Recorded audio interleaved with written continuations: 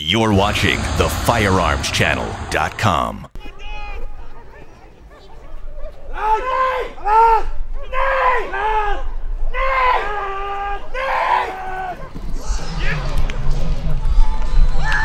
him, buddy! Get him! Get him both! I don't care! Get him both, buddy! Yeah! Good boy, buddy! Yeah, yeah! Good boy! Loose! Oh, yeah, go, boy! Get him both! Yeah, buddy! We're wrestling one of them!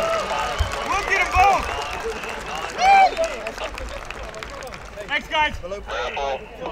My name's Scott DiIullo. I'm a retired police officer from the city of Scottsdale. My last 10 to 12 years I worked with the K-9 unit as a handler, and then in 2004 I became the K-9 unit trainer, and I was in charge of the training and proficiency of 6 dual-purpose K-9 teams with the city of Scottsdale.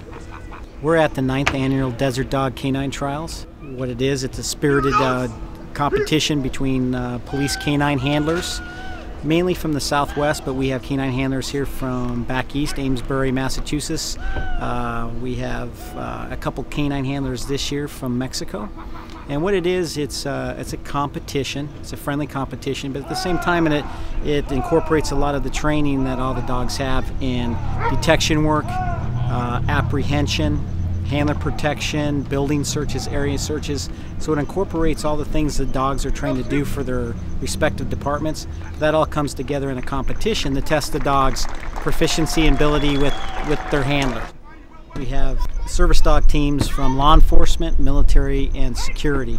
And on the field now we have a challenge where the dogs are challenged with various scenarios. The first scenario is deploying a dog through a car over a simulated suspect and into a second suspect who flees. There's also a gunfire involved in that to make sure the dog apprehends a suspect on gunfire. Right here, the service dog handler is going to call his dog off and then redirect him to a second scenario, which is going to be a suspect that hides in our little fake jail here on the corner here, and the only way the dog can get into him is take him on a leg bite. There's a small opening for the dog to deploy into and take him on the leg bite, so it teaches the dog when we're deploying on suspects not to always take from the arm or the upper body, but also take suspects low. It's going to verbal out his dog, call him back to him, which all shows the control and proficiency of the dog team. Redirect his dog back to him, and then direct his dog downrange to a simulated bad guy downrange.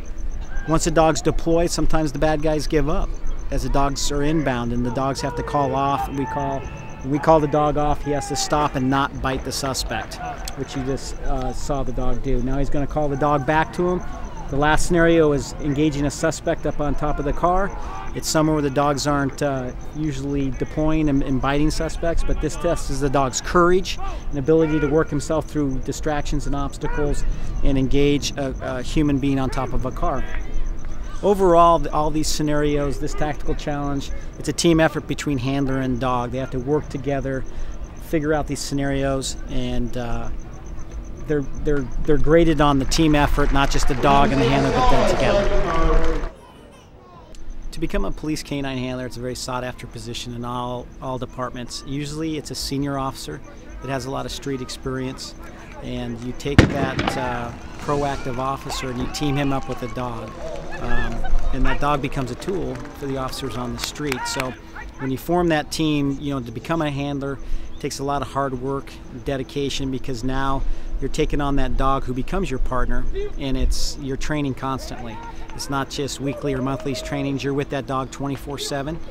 He becomes, he eats with you, sleeps with you. You take him home, and you're training. It takes a lot of work to train, a dog to perform in law enforcement duties. So that's what most officers, for me, it's the best position in law enforcement, because my job as a K-9 handler is to come to work, support the officers on the street with the dog, which is an incredible tool and an asset for the police department, not only detection, but for apprehending suspects. And it keeps the human officer safe. When that dog uses a tool to go find the bad guy that's hiding in a building, it keeps those human officers safer, where they can come home to their families at night. So for me, my last 10 years as an officer was the best, because I was doing a job that what I thought was the best position in the whole police department, is working a dog.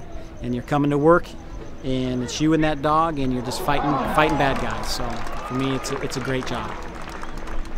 They are your partner, and like I was saying, you're with that dog constantly, so you build a tighter bond. There's a difference, and I laugh and I joked a lot that when I became a dog handler, really all I am is a chauffeur for the dog. Because when you're a dog handler and you meet the public and you're doing community events to explain what you do as a dog handler, everybody's just interested in the dog. So my job was just to drive the dog around, get him where he needs to go, and support those officers on the street. But it's a special bond between animal and human, because you're involved, and everything you do with the dog is pretty serious. There's a lot of times you're with that guy and he's there to protect you, and you're there to support him too. So you build that strong bond, and all he asks for at the end of the shift is a pat on the head, and that's all he expects. And he'll give his life for you. He'll lay down his life for you, and of course that builds a real strong bond. And handlers and their dogs, I mean, they're inseparable, and that's why it kind of goes back to why I think it's the greatest position in law enforcement. You're watching the FirearmsChannel.com.